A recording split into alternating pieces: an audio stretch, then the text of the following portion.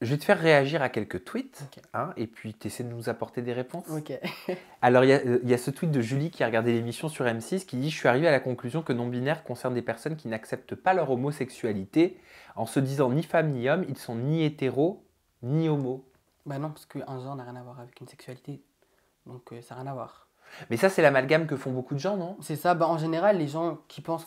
Les gens, ils aiment bien stigmatiser les choses. Donc le gay, efféminé, en talons, qui se maquille, etc. Alors qu'il y a très bien des gays, entre guillemets, masculins, et qui ont l'apparence de. Bah, en fait, oui, c'est comme quand on dit c'est comme le nez au milieu de la figure. C'est ça. C'est-à-dire que si tu te dis un homme gay, c'est forcément quelqu'un qui casse un peu de la C'est ça. patte, tu vois, bah en gros, ton radar à gay, il va regarder uniquement les hommes qui C'est cassent ça. un peu de la patte, ou alors la femme lesbienne qui va se laisser pousser les poils, C'est ça. qui va être dite masculine, Mhm. cheveux courts et se comporter un peu comme ça. C'est ça. Des lesbiennes féminines, il y en a 1 milliard. Ah, il y en a plein. Et c'est pas écrit sur leur front. Ça, c'est sûr. Des homosexuels qui ne cassent pas de la patte et que tu te dis mais j'aurais jamais cru, il y en a Mhm. plein. Seulement forcément ça ne se voit pas. Je pense que même il y en a plus. Parce qu'en général, les personnes homosexuelles qui cassent entre guillemets la patte, on les repère plus que les hétéros, les gays qui ont l'air hétéros. Donc c'est-à-dire qu'on les voit plus. Je casse Forcément. la patte moi Théo ou pas? Non, franchement, je l'ai pas vu. Bah attends, et puis même quand même je casse la patte, c'est pas grave. Bien sûr, Bah oui, c'est pas grave. bien sûr. Pourquoi je prends une voix comme ça? Mais non. Bah non, oui, non, moi je m'en fous. Je suis pas viril. Bah, enfin, on dirait pas que t'es gay, hein. Personnellement, moi, enfin, on marche dans la rue.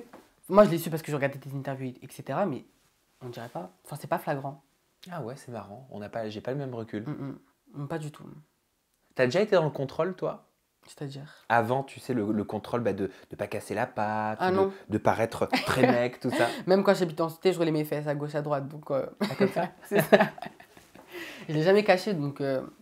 Et d'où tu tiens ça? Faut le faire quand même, de tenir le regard des autres, de tenir les insultes des autres, Je pense fièrement. que c'est la force de ma mère qui a fait qu'en soi, bah, j'ai pu passer outre en fait. Parce que je pense que ma mère, je me dis qu'elle a encaissé pendant 10 ans les violences conjugales, etc. Je me dis pourquoi moi, qui débute sa vie, je devrais bah, tout de suite baisser les bras.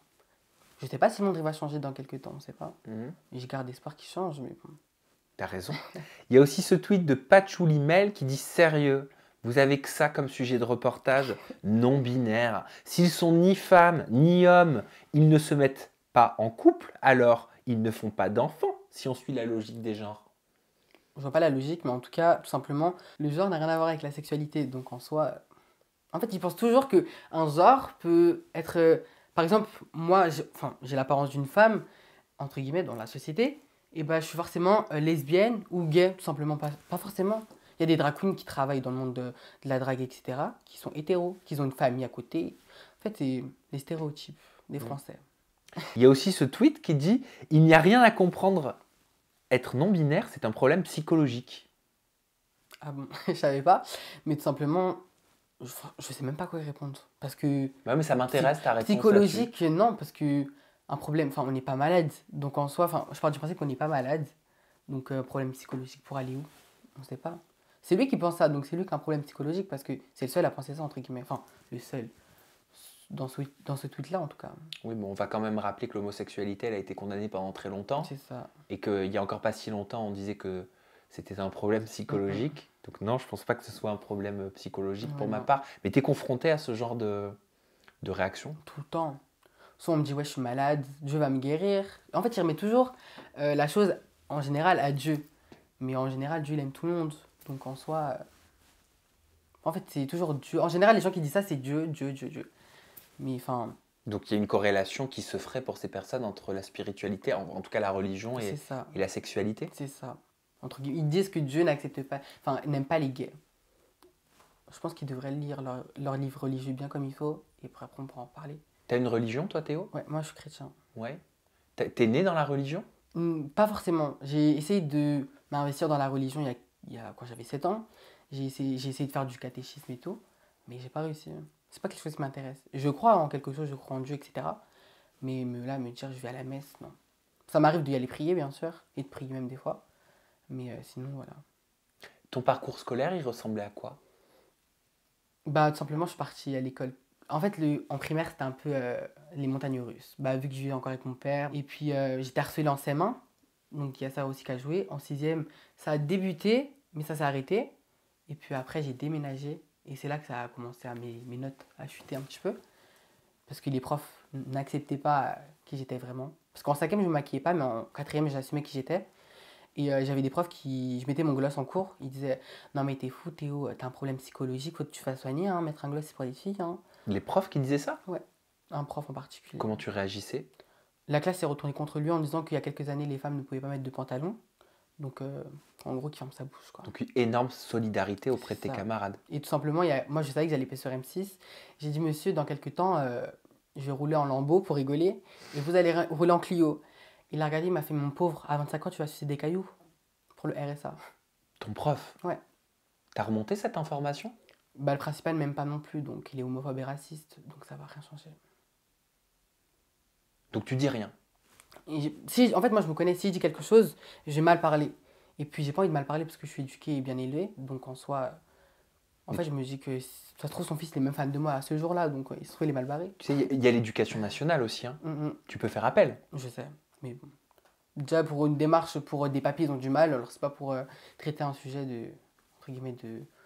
Je sais pas si on peut appeler ça un harcèlement d'un prof, mais en tout cas, voilà. Est-ce que c'est pour ça que tu passes par la voie des médias? J'ai essayé il y a quelques années, justement, de contacter en 2019, si je ne me trompe pas. J'ai découvert ça récemment.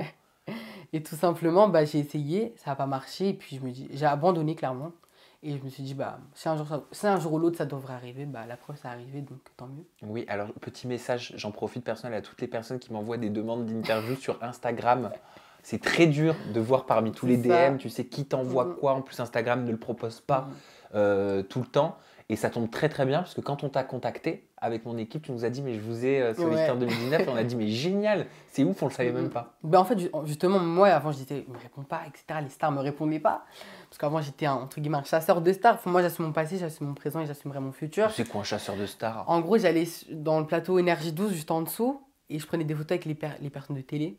À la sortie? C'est ça. Donc c'était à l'époque ça? Ouais, le Mad Mag, ça remonte il y a quelques années. Et tout simplement, j'ai abandonné. Après, tout simplement, la télé m'a contacté. En tout cas, zone interdite. C'est ça, ouais, M6. Comment tu vois l'avenir, Théo? Je sais pas, moi je vis le jour en général. Je sais que tu es jeune. Je sais, mais on peut quand même avoir des rêves. Mais déjà, j'aimerais me marier. Et puis j'ai toujours promis à ma mère et j'ai toujours dit que si je me marie avec une femme ou un homme, je me marierai en robe. Je me marierai en robe, pardon.